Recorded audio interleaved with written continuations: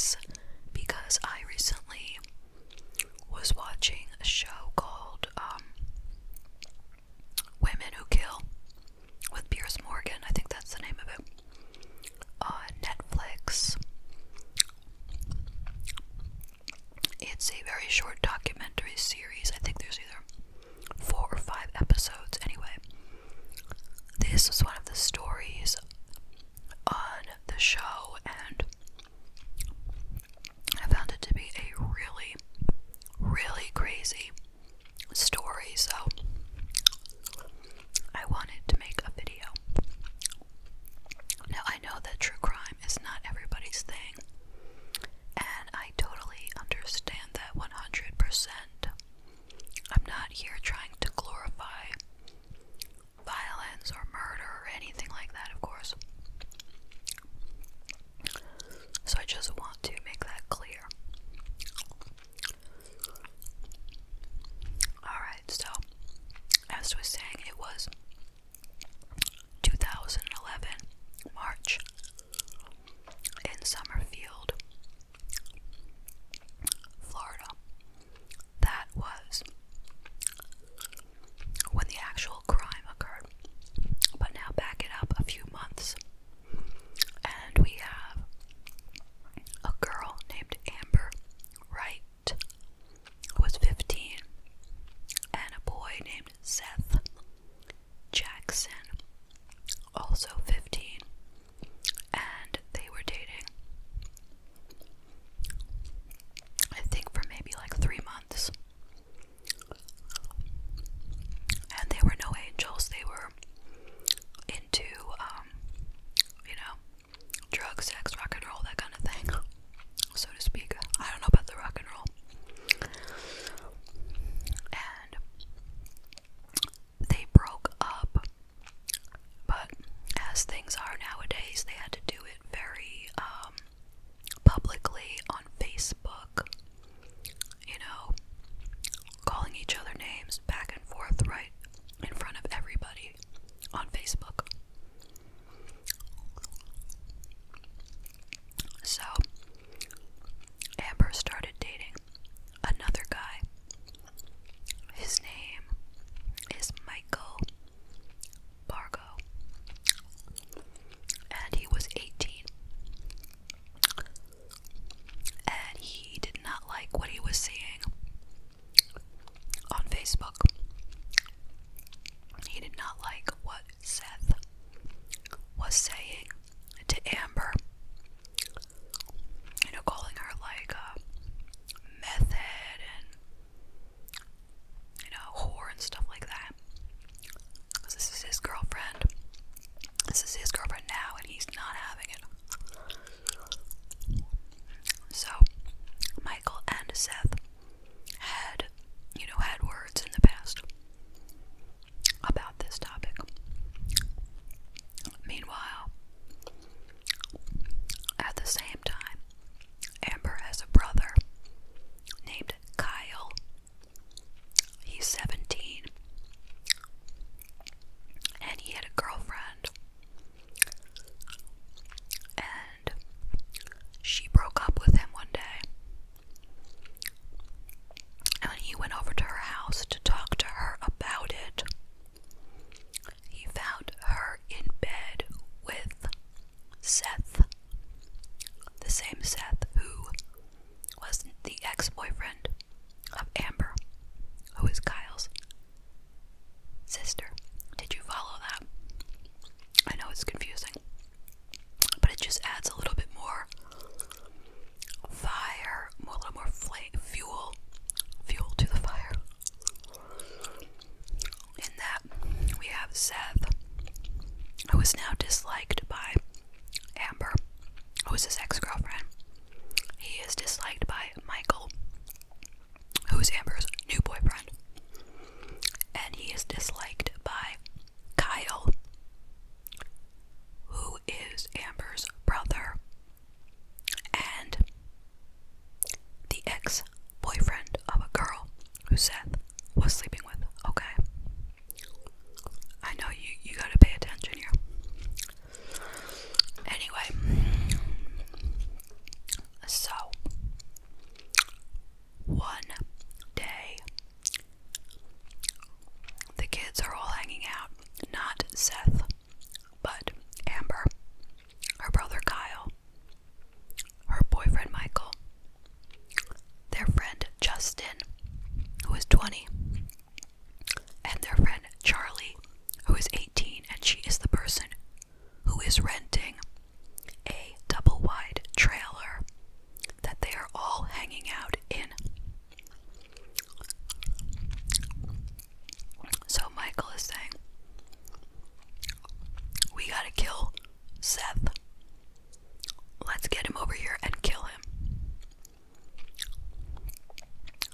real, like, let me just stop here for a second and say this. So you have, like, how many people? 1, 2, 3, 4. You have 5 people, all between the ages of 15 and 20, hanging out together. One of them says, let's go kill somebody. And they're all like, yeah, cool. Like, even if they had no conscience and they don't care about human life, don't they know they're all gonna go down for this? Don't they have any awareness that you cannot get away with murder? And none of them are particularly smart, so it's not like they gonna come up with this, like, really great plan and no one's gonna ever know. So that's what I just don't get it. I just don't get it. Why didn't any of them say, what the hell, I'm getting out of here? No, so that's not what happened. So Michael said to Amber, you text him, tell him you want to get back together, and tell him to come over here so that you can talk. So she does it.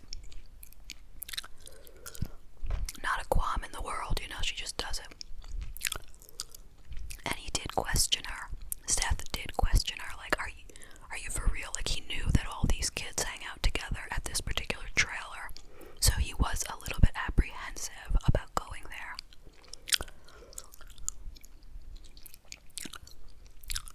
And he even had a friend who told him, don't go there. She's playing you, like, don't go there. Because that friend testified afterwards about it, but he went there. And he continued to text her along his way. He's like, I'm heading over there, but you better not be, tricking me or whatever. Not that he had any clue what was really going to happen, but he was suspecting, maybe that they were going to, like, assault him or something, but anyway, he gets there, and he walks in the house. First thing that happens is, wait, I wrote this down, let me just see if I get it right. Okay. Kyle, the brother, and Justin, one of their friends, start beating him with 2x4s and an axe handle. Okay, so they are beating him. Now, if that wasn't enough, Michael comes out and shoots him twice. Shoots him with a gun 2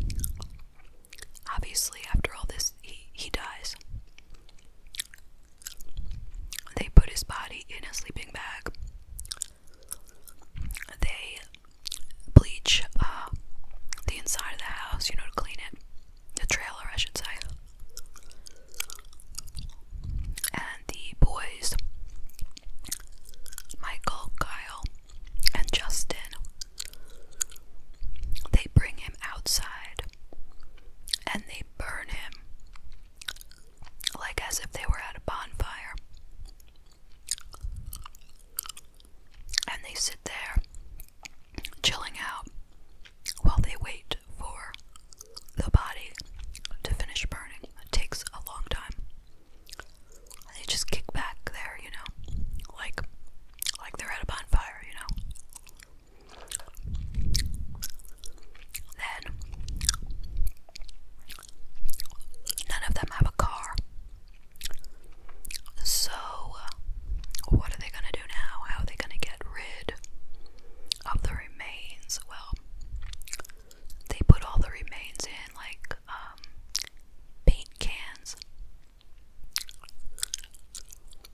I don't know how many gallons those are, 5 gallon or 10 gallon or something, paint cans. And they reach out to the stepfather of Kyle and Amber. Now he had been around the evening before. He heard them all talking about this plan to kill Seth. But he left, he left before it happened, but he heard them talking about it. Now, I don't know to what extent, he believed them or whatever, if he cared or he didn't care, or he was just as terrible as they were, probably. There's not a lot of information about him. But, his name is James Havens, and he was 37 years old. So, they called him and they said, hey, you have a car, can you come over and help us dispose of the remains? So he did.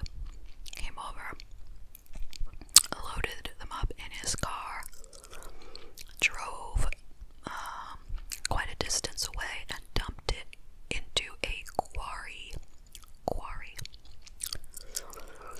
Okay. And that was that. Then, I don't know how much longer, maybe the next day or 2 days later, I'm not really sure. Kyle, who is the 17-year-old brother of Amber, he was watching the news with his mother, and a story came on that this kid, Seth Jackson, was missing. And his mother was on the news, saying, my son is missing. If you know anything, contact the authorities. I don't know what Kyle was thinking. I'm assuming that he did not really understand the law very well. Didn't understand how much trouble he was going to get in. As he said to his mother, that kid is not missing. He said, I witnessed him getting killed. So, and also Amber was there. Now the mother doesn't know anything, and she just thinks they witnessed it. She doesn't get the whole, he doesn't go ahead and tell her the full story, I guess. But she brings her kids down to the police station and tells them to tell the police what they know, so that they can help solve this case,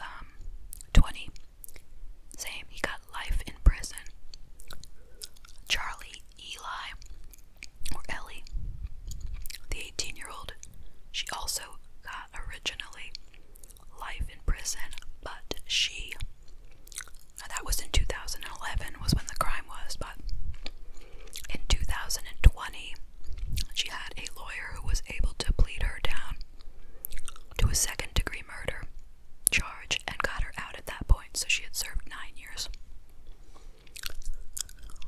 And they said the lawyer who got her this plea is the same lawyer that Casey Anthony used. I mean, I guess she had the least to do with the situation. But they say that she was also involved in, what's the word I'm looking for? Helping to convince Seth to come over. And it was her place, and she was an adult. Like, she didn't do anything, you know? Like, I don't know how this all would have played out if this were a different state and they had different laws. Like, I'm not, that clear. Do you think in a, like, I think Florida is like a Republican state. If it were a Democrat state, would they have gotten lesser punishments? Like, I don't know. Did they all deserve life without parole? Probably. I mean, except for Michael Bargo, who's getting the death penalty, but what kind of a sicko? I mean, I'm shaking my head about it. Like, he was 18. He didn't like this kid because he was the ex-boyfriend of his girlfriend. So he wanted to kill him. Like, why? Like, just, you can hate him, You can talk bad about him. You don't have to hang out with him. Why are you gonna kill him? It makes no sense. Meanwhile, the stepfather of Amber and Kyle, James Havens, like I said before, there's very little information about him.